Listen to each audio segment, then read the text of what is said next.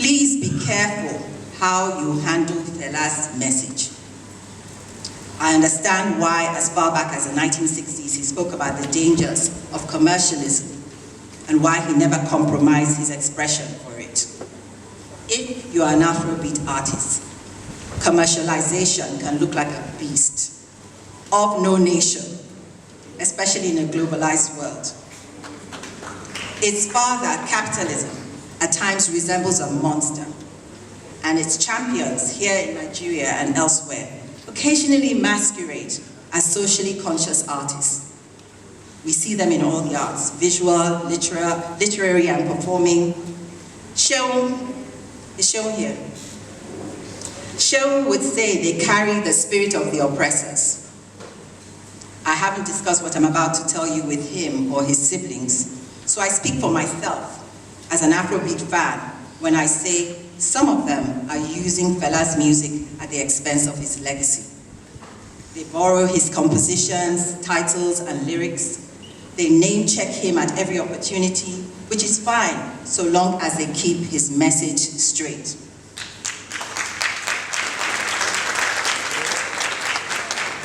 I won't mention names, because I'm too old to get into online fights. But when you, in the same song, sympathize with the masses and glamorize designer clothes and luxury cars, and you claim Fela influenced your song, you are confusing his message, regardless of your intention. Because not everyone is discerning enough to distinguish between your attempt to market popular music as political and his commitment to social justice and equality. You are teachers who are teaching a whole lot of nonsense.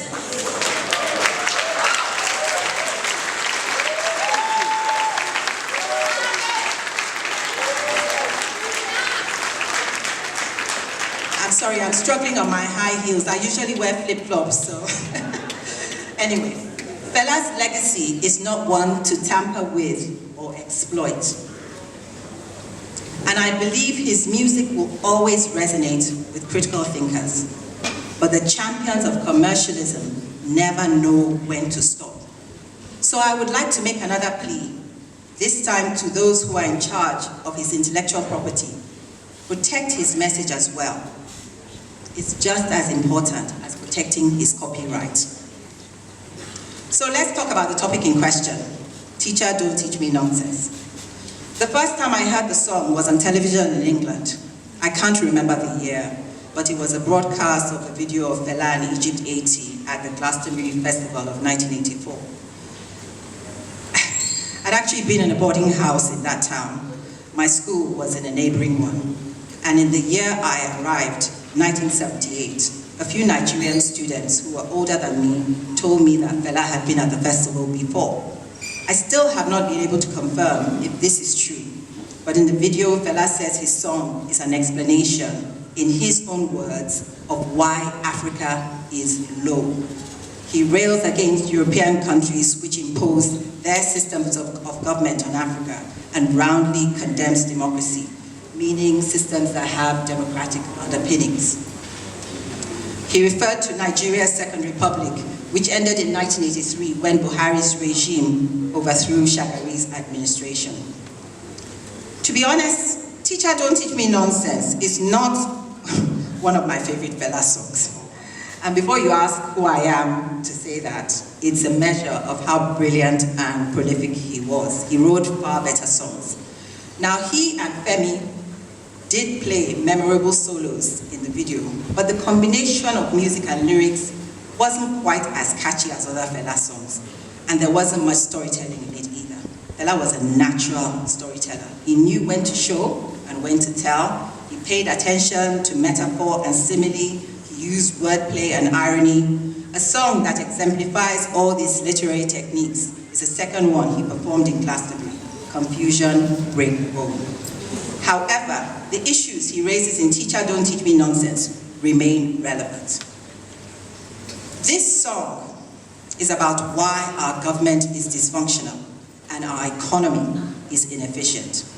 Fela argues that they are systems derived from Eurocentric ideas which are not applicable to Africa and Africans. On the subject of our government, he does have a point. Look at the decadence of our governors and first ladies. Look at the shenanigans of our senators and representatives. Consider the judiciary, the executive office of the president, and our fourth estate. I don't need to expatiate.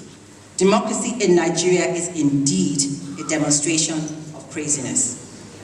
In the song, he breaks down his thought process for listeners. Fela always simplified complex issues, and the Nigerian dilemma is a complex one, which I myself have attempted to simplify to understand it better.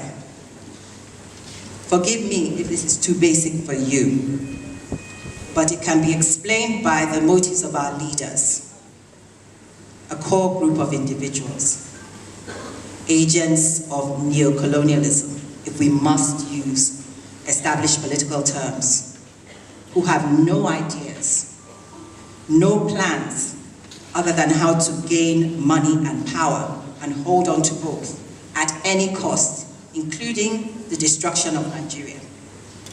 Now, they work with two groups who have mutually beneficial relationships with them. The first are foreign governments, including the Western powers that applauded our return to democracy. Individually, their main aim is to use our leaders as pipelines to funnel our natural resources to their countries.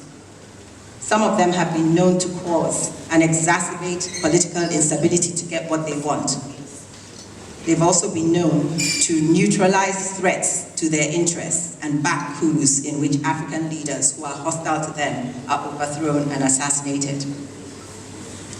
The second group consists of the Nigerian one-percenters, my favorite people, otherwise known as the elite, or as I would call them, the inept. Their purpose in the system is to image and money launder for the core group.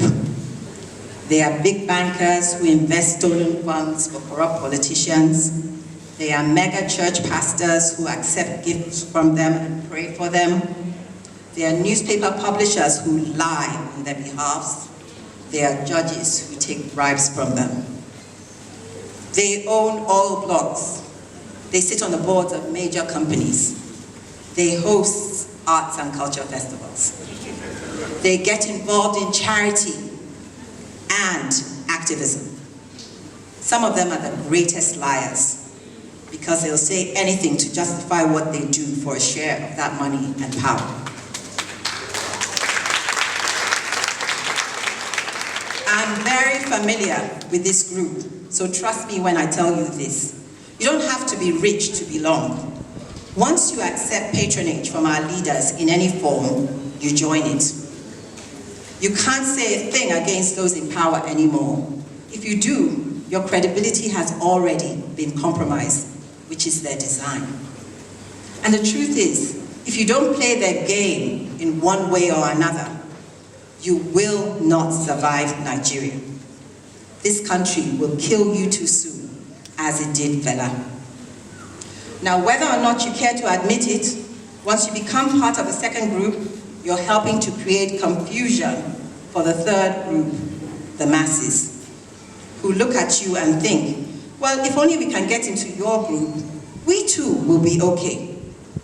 To do that, they work their fingers to the bone and break their backs. They analyze our country's problems based on the evidence they have about the state of our economy and infrastructure. No water, no light, no money in the country. Or they classify our problems as regional, religious, and otherwise, based on the news they are given.